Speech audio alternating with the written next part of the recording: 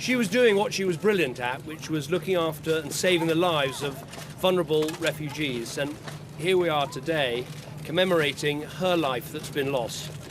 And of course, the most profound thing that's happened is that 2 children have lost their mother, a husband has lost a loving wife, and of course, Parliament has lost one of its most passionate and brilliant campaigners, someone who epitomised the fact that politics is about serving others. Today, our nation is rightly shocked, and I think it is a moment to stand back and think about some of the things that are so important about our country. The fact that we should treasure and value our democracy, where members of Parliament are out in the public, accountable to the public, available to the public. And that's how Jo died. She died doing her job. I think the second thing is that we should recognise that politics is about public service. People who go into public life, they want to act in the national interest, to pursue the national interest, to do things for other people, to make the country, make the world a better place. Politicians disagree with each other. We often disregard what politicians say and we disregard each other and the rest of it. But at the end of the day, that's what it is about, and that is what Jo showed it is all about. But perhaps most important of all, we should value and see as precious the democracy that we have on these islands where 65 million of us live together and work together and get on together. We do have peace, we do have stability, we do have a measure of economic well-being better than other countries, obviously still to be spread far more widely. And it's all underpinned by tolerance. So where we see hatred, where we find division, where we see intolerance, we must drive it out of our politics and out of our public life and out of our communities. And if we truly want to honour Jo, then what we should do is recognise that her values, service, community, tolerance, the values she lived by and worked by, those are the values that we need to redouble in our national life in the months and in the years to come. Mr Corbyn, yourself and other senior politicians are granted a level of security beyond that of the rank and file, the backbenchers. Of those hundreds of MPs, what concerns does this raise for their safety as they go about their parliamentary business and their day-to-day lives? We need our whole society to be secure. Jo was brutally murdered here 24 hours ago in this town, a town she loved, a town she grew up in, serving a community she loved. And in her life, she'd worked for anti-slavery campaigns, she'd worked for Oxfam, she was a campaigner for human rights and justice all around the world. She was taken from us in an act of hatred, in a vile act that has killed her. It's an attack on democracy, what happened yesterday. It's the well of hatred that killed her. She leaves behind a husband who made a truly wonderful statement yesterday, a statement saying that in her memory we would try to conquer hatred with love and with respect. She also leaves behind 2 young children who will never see their mother again. They will only be able to grow up knowing what she was, what she stood for, and what she achieved.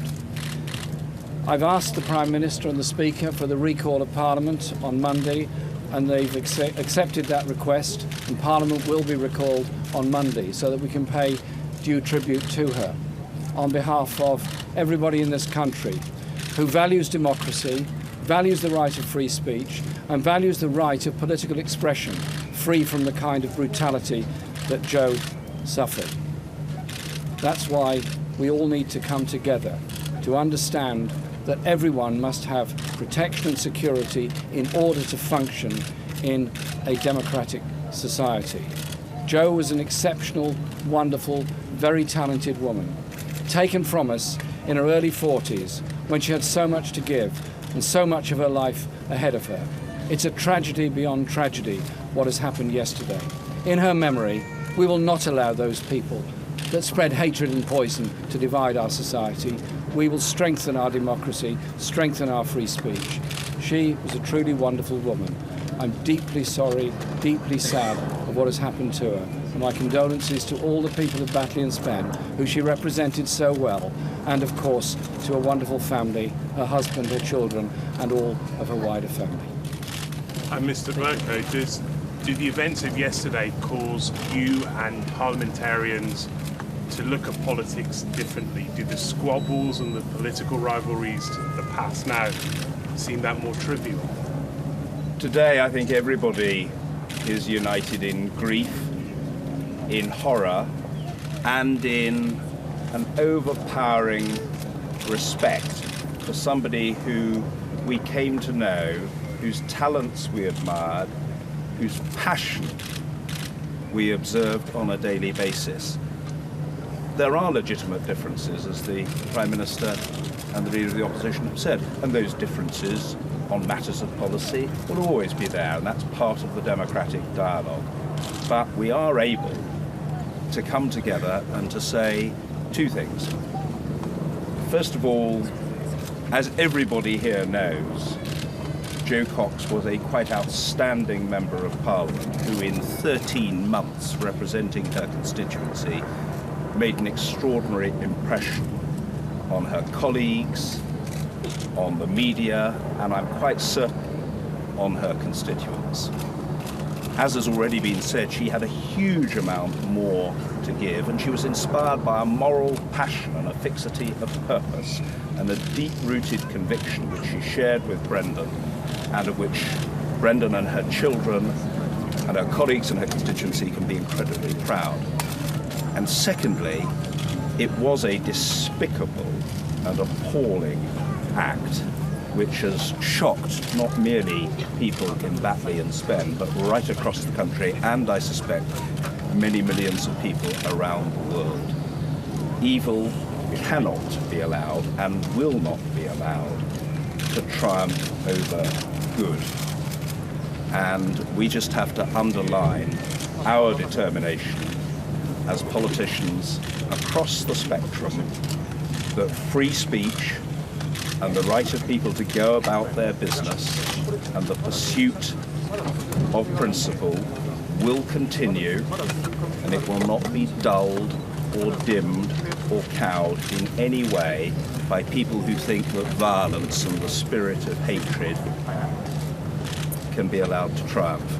That has not happened, as I think we are demonstrating today, and it will not happen. Not now, and not at any time. Everybody here must be incredibly proud of Jo Cox. From my vantage point, I got to see her, I got to hear her, I knew of her passion, I knew of her commitment, I knew of her ability, and I knew of her quite extraordinary hard work.